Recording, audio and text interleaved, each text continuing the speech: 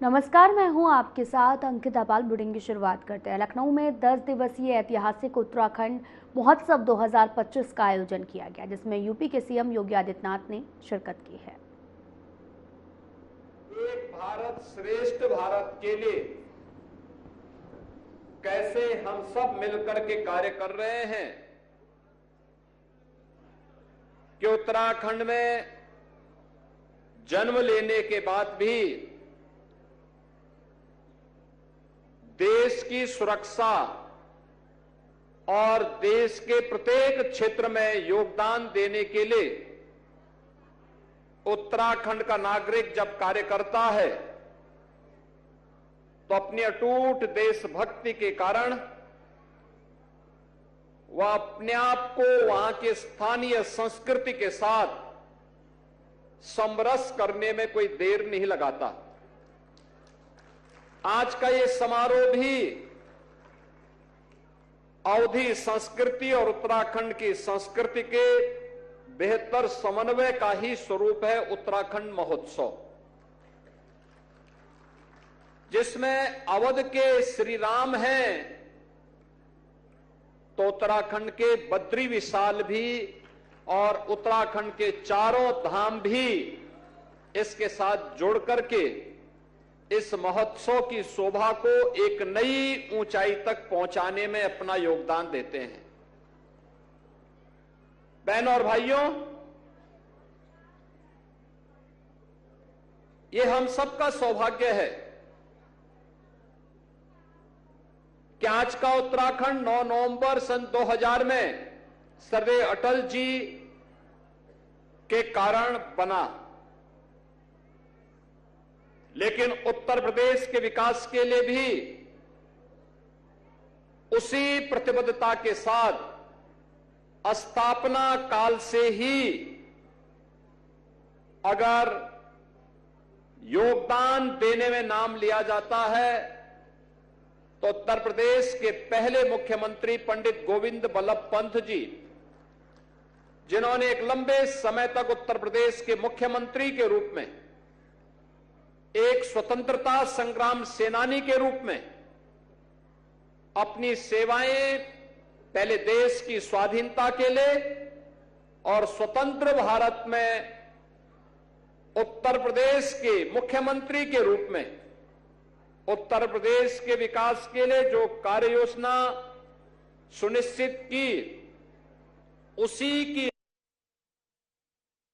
नींव पर भावी उत्तर प्रदेश का निर्माण करने में सफलता प्राप्त की गई। ये उत्तर प्रदेश और देश का गौरव है कि उसी उत्तराखंड ने स्वर्गीय हेमवती नंदन बहुगुणा जी को और स्वर्गीय नारायण दत्त तिवारी जी को भी जन्म दिया, जिन्होंने लंबे समय तक उत्तर प्रदेश के विभिन्न क्षेत्रों में और देश के अंदर कार्य किया। देश की स्वाधीनता आंदोलन में वीर चंद्र सिंह गढ़वाली का स्मरण हर देशभक्त करता है और उत्तराखंड बनने के बाद उत्तराखंड की राजधानी, ग्रीष्मकालीन राजधानी को गैरसैंण में स्थापित करके वीर चंद्र सिंह गढ़वाली के प्रति अपनी कृतज्ञता ज्ञापित करने का काम उत्तराखंड के वीरों ने, उस वीर भूमि ने, उस देवभूमि ने वहां पर किया है। यह उत्तराखंड की ही देन है कि भारत की रक्षा सेनाओं की एकीकृत विंग के कमांडर इन चीफ के रूप में देश के पहले CDS, chief of defence staff general Bipin Rawat भी उत्तराखंड की देन है और द्वितीय सीडीएस भी उत्तराखंड की देन है। यानी हमने भक्ति और शक्ति का समन्वय उत्तराखंड ने उसी प्रकार से किया है जैसे राजस्थान की धरती ने करके दिखाया है। इस समन्वय वही रूप देखने को मिलता है हम लोगों को। और आज भी मां गंगा, मां यमुना,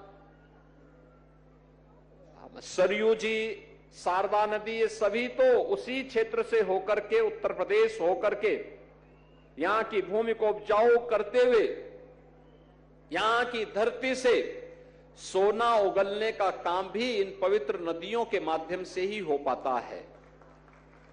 देश की सुरक्षा के लिए अपनी जवानी लगाने वाला उत्तराखंड का नौजवान और अमृत तुल्य जल देने वाली मां गंगा, मां यमुना, मां सरयू जैसी पवित्र नदियां, ये हमारे उत्तराखंड और उसी क्षेत्र से आने वाले उन पवित्र नदियों से ही हमें आगे मिलने को प्राप्त होती है।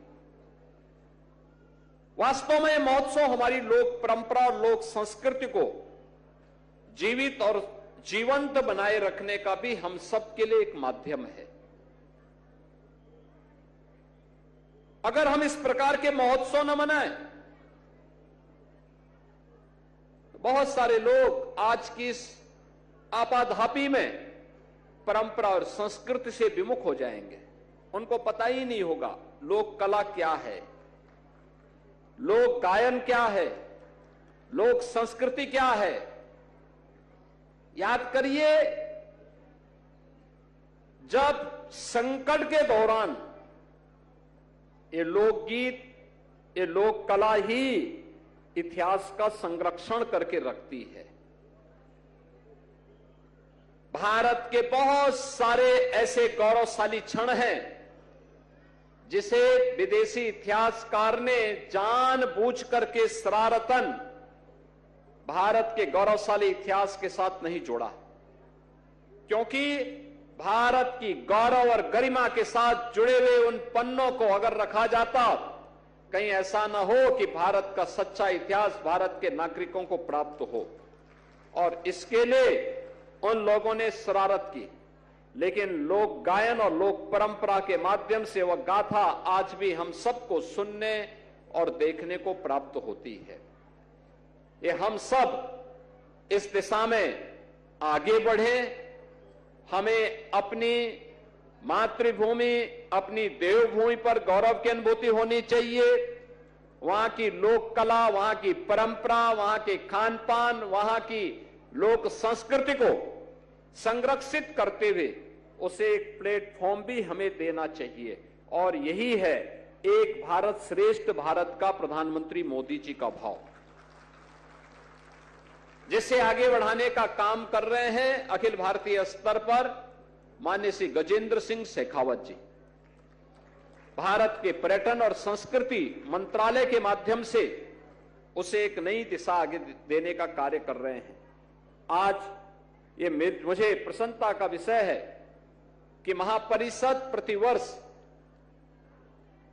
उत्तराखंड गौरव सम्मान से कुछ विभूतियों को सम्मानित करती है, और इस सम्मान के लिए जिन्होंने राष्ट्र के लिए, समाज के लिए, संस्कृति के लिए अपना योगदान दिया है, ऐसे महानुभावों को, जिनमें स्वदेशी उत्पाद और आजीविका के क्षेत्र में कार्य करने वाले डॉक्टर सुरेश चंद्र फुलारा जी को, शिक्षा के क्षेत्र में राष्ट्रपति पुरस्कार से अलंकृत डॉक्टर मंजू बाला जी को, विज्ञान के क्षेत्र में डॉक्टर चंद्रमोहन नौटियाल जी को, और रसायन विज्ञान और अनुसंधान के क्षेत्र में प्रोफेसर दीवान सिंह रावत जी को उत्तराखंड गौरव पुरस्कार से सम्मानित करने का निर्णय इस वर्ष लिया गया है। ये मेरे लिए अत्यंत प्रसन्नता का विषय है।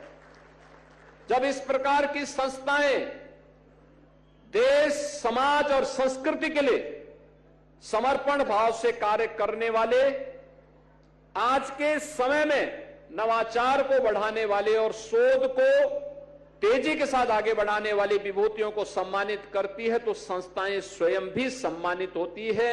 नौजवानों के लिए एक नई प्रेरणा होती है। हमें अच्छे लोक कला, लोक संस्कृति और लोक परंपरा के लिए समर्पित उन कलाकारों को भी सम्मानित करना चाहिए जो नई तरीके से पुराने वाद्यों को पुनर्जीवित करते हुए उन्हें आगे बढ़ाने का काम कर रहे हैं, क्योंकि यह भी एक परंपरा है, उसे भी हमें जीवंत बनाना है। आज के इस अवसर पर मेरी इच्छा थी कि 9 नवंबर को ही मैं इस कार्यक्रम का हिस्सा बनूं। लेकिन आपको मालूम है बिहार में चुनाव में इतनी व्यस्तता थी, इतने कार्यक्रम लगे हुए थे, उस दिन चाहते हुए भी मैं इस कार्यक्रम का हिस्सा नहीं बन पाया। आज ये मेरा सौभाग्य है, मुझे मुख्यमंत्री कार्यालय के सलाहकार श्री अवनीश अवस्थी जी ने कहा कि उत्तराखंड परिषद के कार्यक्रम, मैं समझता था कि हो सकता है आप भूल गए होंगे उसके बाद, लेकिन जब उन्होंने मुझे बताया कि नहीं उसने चलना, मैंने कहा मैं जरूर जाऊंगा। तो मैंने ये अच्छा लगा मुझे कि आज गजेंद्र सिंह शेखावत जी भी इस कार्यक्रम में हैं और मुझे भी इस कार्यक्रम का हिस्सा बनने का अवसर प्राप्त हो रहा है।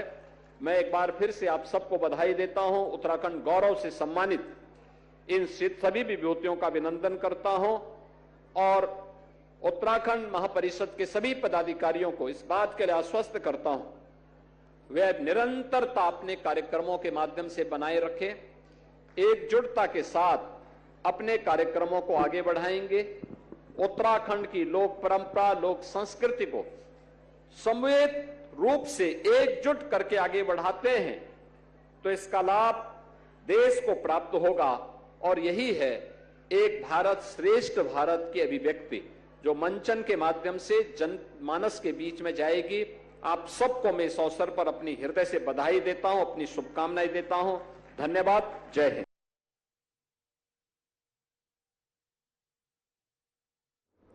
बंगलुरु में रविवार को vision India plan development asset कार्यक्रम का आयोजन किया गया, जिसमें मुख्य अतिथि के रूप में समाजवादी पार्टी के राष्ट्रीय अध्यक्ष और यूपी के पूर्व मुख्यमंत्री अखिलेश यादव ने शिरकत की है। इस मौके पर अखिलेश यादव ने कहा कि देश में आपातकाल जैसा माहौल है। देखा जा रहा है कि देश के लोगों पर एक रंगी विचारधारा थोपी जा रही है और इस तरह से थोपा जा रहा है कि उन चीज़ों के बारे में लोगों को बहस करनी पड़ रही है। उन बातों पर घरों में बैठकर चर्चा कर रहे हैं, सोच रहे हैं कि ऐसी बातों की पहले कभी चर्चा नहीं थी लेकिन आज होती है। उन्होंने कहा कि भारत की पहचान विविधता रही है, हम सभी भारतीय एक हैं, सबको एक साथ जोड़कर रखना है, एक रूपता लाने की जरूरत है। अखिलेश यादव ने कहा कि आज की बीजेपी सरकार हमारी हिंदुस्तानियों पर संकट पैदा कर रही है। विजन इंडिया कार्यक्रम में सवालों का जवाब देते हुए उन्होंने कहा कि जिन बातों की पहले चर्चा नहीं होती थी उन्हें अब राजनीति में लाया जा रहा, जिससे दूरियां पैदा हो रही हैं। आज जो समाज में नकारात्मकता फैलाई जा रही है उसे काउंटर करना है। हमारा विजन इंडिया पॉजिटिव है और ये नकारात्मकता को काउंटर करता है। हमारे विजन इंडिया का मकसद है कि हम एकजुटता लाएं, अपनी हिंदुस्तानियत को पहचानें और विविधता में एकता की अपनी पहचान को लेकर आगे बढ़ें। उन्होंने कहा कि आज का युवा पॉजिटिव सोचता है, युवा दुनिया को जोड़ने के बारे में सोचता है। उन्होंने कहा कि हमने विजन इंडिया के लिए बेंगलुरु को इसलिए चुना क्योंकि बेंगलुरु स्टार्टअप इंडिया का हब है। बेंगलुरु से हमें बहुत कुछ सीखने को मौका मिल रहा है और हमने सोचा है कि विजन इंडिया का बड़ा काम, नया काम हम बेंगलोर से शुरू करें और प्लान डेवलपमेंट की बात बेंगलुरु से की जाए।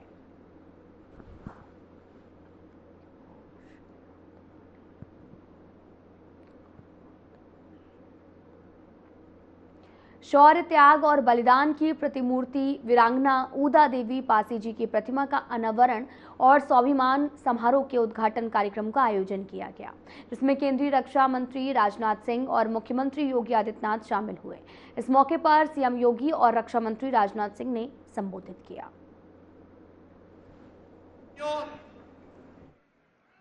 भारत की स्वाधीनता को प्राप्त करने के लिए इस प्रकार के वीरों और वीरांगनाओं का जो योगदान रहा है वह अविस्मरणीय रहा है और लखनऊ की भूमि तो इस मामले में अनोखी है। याद करिए 1857 की प्रथम स्वातंत्र समर, उसका केंद्र बिंदु उत्तर प्रदेश ही था। शहीद मंगल पांडे ने उसकी हुंकार भरी थी बैरकपुर में। मेरठ में धन सिंह कोतवाल ने उसको आगे बढ़ाने का काम किया था। झांसी में महारानी लक्ष्मीबाई प्रथम स्वातंत्र समर की अमर योद्धा के रूप में उसे नेतृत्व दे रही थी। बिठूर में त्यात्या टोपे उस लहर को मजबूती प्रदान कर रहे थे। लखनऊ में बेगम हजरत महल उसको नई ऊंचाइयां दे करके वीरांगना उदा देवी पासी जैसे अमर सेनानियों के साथ मिलकर के विदेशी फिरंगियों को भगाने के लिए जिस प्रथम स्वातंत्र समर को आगे बढ़ाए थे, उस प्रथम स्वातंत्र समर की अमर योद्धा के रूप में वीरांगना उदा देवी का स्मरण हम सब करते हैं। वह न केवल नारी जाति के लिए बल्कि हर हिंदुस्तानी के लिए एक प्रेरणा है, एक प्रेरणा है। इसलिए इस अवसर पर मैं उनकी स्मृतियों को नमन करता हूं। बहनों और भाइयों, उन्होंने विदेशी हुकूमत की चूलों को हिलाने के लिए और उनके अत्याचार का जवाब देने के लिए कहते हैं कि 16 नवंबर 1857 को लखनऊ के सिकंदराबाद बाग में पीपल के वृक्ष पर चढ़कर उन्होंने 36 अंग्रेज सैनिकों को ढेर करने का काम किया था और उनका नाम भारत के इतिहास में अमर हुआ है। यानी वीरांगना उदा देवी का यह बलिदान हमें इस बात की प्रेरणा देता है कि अन्याय बड़ा हो, क्रोध उससे भी बड़ा होना चाहिए।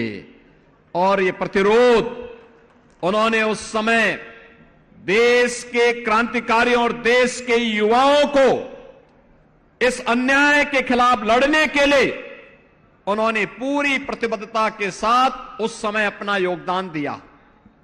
बहनों और भाइयों, उत्तर प्रदेश में डबल इंजन की सरकार है। आदरणीय प्रधानमंत्री नरेंद्र मोदी जी के मार्गदर्शन में विरासत के सम्मान की बात जब होती है तो विरासत के सम्मान की बात अगर काशी में काशी विश्वनाथ धाम और अयोध्या में श्री राम जन्मभूमि पर भगवान राम के भव्य मंदिर के निर्माण का है, तो लखनऊ में महाराजा बिजली पासी किला के पास उसके सुंदरीकरण के कार्य के साथ ही लाइट एंड साउंड का कार्यक्रम भी ये डबल इंजन की सरकार ने ही, भारतीय जनता पार्टी की ही सरकारों ने उस कार्यक्रम को आगे बढ़ाया। ये मेरा सौभाग्य है महाराजा बिजली पासी किला में वहां के कार्यक्रमों में उस समय के सांसद और पूर्व केंद्रीय मंत्री श्री कौशल किशोर जी के साथ मुझे वहां जाने का अवसर प्राप्त हुआ था। आज हमारी सरकार ने वहां पे लाइट एंड साउंड का भी कार्यक्रम स्वीकृत कर दिया है, जिससे इस क्षेत्र के उन सभी योद्धाओं को जिन्होंने महाराजा लाखन पासी, महाराजा सातन पासी, महाराजा बिजली पासी, महाराजा चीता पासी और राजा गंगा बख्श रावत और बीरा पासी के इतिहास को वर्तमान पीढ़ी जान सके और उससे प्रेरणा प्राप्त कर सके, इसलिए लाइट एंड साउंड के कार्यक्रम को भी वहां पर स्वीकृति देकर के उसको प्रारंभ करके इनके उन पुराने किलों को पुनरुद्धार करने के साथ ही वहां पर उसको और अच्छे ढंग से कैसे हम नौजवानों को और वर्तमान पीढ़ी को एक प्रेरणा का केंद्र बिंदु बना सकते हैं, इसके लिए सरकार ने अपने स्तर पर कार्रवाई प्रारंभ की है और इसके लिए हम लोगों ने इस कार्यक्रम को आगे बढ़ाया है। बहनों और भाइयों, यही नहीं, प्रदेश सरकार ने इस पूरे अभियान को हर क्रांतिकारी के, हर बलिदानी के, भारत माता के उस हर सपूत के योगदान को पाठ्यक्रम का हिस्सा भी बनाया है। आप देखते होंगे, अगर आप बेसिक शिक्षा परिषद की पुस्तकों में देखेंगे तो एक पुस्तक हमने अतिरिक्त उपलब्ध करवाई है बच्चों को, और वह पुस्तक स्थानीय स्तर पर, जनपद स्तर पर, रीजनल स्तर पर और प्रदेश स्तर पर उन पाठ्यक्रमों का हिस्सा अलग अलग कक्षाओं में हम लोगों ने उन महापुरुषों के बारे में वर्तमान पीढ़ी जान सके, इस कार्यक्रम को आगे बढ़ाने का काम किया है। मुझे बताते हुए प्रसन्नता है, हमारी सरकार ने प्रदेश में गठन होने के बाद 3 नई पीएसी की बटालियन गठित की। महिला बटालियन का नामकरण पहले तो हम लोगों ने प्रदेश में उत्तर प्रदेश पुलिस बल में हम लोगों ने अब तक 2,19,000 पुलिस की भर्ती पिछले 8 वर्ष में की है और इसमें अनिवार्य रूप से व्यवस्था की है कि 20% महिलाएं भर्ती हों और 3 पीएससी की महिला बटालियन का गठन किया। इन्हें तीनों को 1857 की उन महान वीरांगनाओं के नाम पर लखनऊ में पीएससी की जो बटालियन स्थापित हो रही है, उस बटालियन का नाम हमने वीरांगना उदा देवी के नाम पर ही रखा है और वहां पर हमारी सरकार उनके आदम। मैंने सहज रूप से और चटपट अपनी सहमति दे दी। मैंने कहा इस कार्यक्रम के आयोजन में जिस भी प्रकार के सहयोग की आवश्यकता होगी वह सहयोग करने के लिए हम पूरी तरह से तैयार हैं। और आज जिस प्रकार का यह भव्य कार्यक्रम मैं अपनी आंखों के सामने देख रहा हूं, बहनों भाइयों, मैं आप सबसे भी आग्रह करना चाहूंगा, केवल यह कार्यक्रम इसी वर्ष नहीं होना चाहिए, बल्कि वीरांगना उदा देवी और बहुत सारी वीरांगनाएं और वीर जो हमारे पासी समाज के हैं, प्रतिवर्ष एक बड़ा कार्यक्रम आयोजित किया जाना चाहिए। मैं यह आप सबसे अनुरोध में करना चाहूंगा। सर्वप्रथम तो मैं वीरांगना उदा देवी जी के बलिदान दिवस पर उनको अपनी विनम्र श्रद्धांजलि अर्पित करता हूं। और आप सब जानते हैं, उनके इतिहास की जानकारी हमारे पूर्व वक्ता साथियों ने भी दी है। लखनऊ के पास जब अंग्रेजों से लड़ते हुए उदा देवी जी के पति मक्का पास ही शहीद हुए थे, जब उदा देवी जी ने अपने शहीद पति का निष्प्राण शरीर देखा, तब उनकी हिम्मत टूटी नहीं, बल्कि उनकी हिम्मत और अधिक बढ़ गई। उनके अंदर और ताकत पैदा हुई और उन्होंने प्रतिज्ञा किया कि अपने पति की शहादत का मैं बदला लेकर रहूंगी, और वीरांगना उदा देवी पासी ने वह बदला लिया। मेरे बहनों भाइयों, वीरांगना उदा देवी जी ने अप्रतिम पराक्रम और अदम्य साहस से न सिर्फ अंग्रेजी सेना को ही धूल चटाई थी, बल्कि राष्ट्र प्रेम का ऐसा मानक स्थापित किया है जो मैं मानता हूं कि अनंत काल तक भारत के हर नागरिक को वह प्रेरणा देता रहेगा। उदा देवी ने अकेले ही 36 ब्रिटिश सैनिकों को मौत के घाट उतारने में कामयाबी हासिल की थी वीरांगना उदा देवी ने। और इतना ही नहीं, जब तक भारत की ओर कोई आंख उठाकर देखेगा तो भारत की बेटी उसका डटकर मुकाबला कर सकती है, यह प्रेरणा देने का काम यदि किसी ने किया था तो हमारी वीरांगना उदा देवी पासी ने किया था। जब अंग्रेज की एक बटालियन से लड़ते हुए उदा देवी शहीद हुई, तब उनके मृत शरीर को देखकर, ध्यान से सुनिएगा, जब अंग्रेजों की एक बटालियन से लड़ते हुए उदा देवी जी जब शहीद हुई थी, तब उनके मृत शरीर को देखकर, उनके मरे हुए।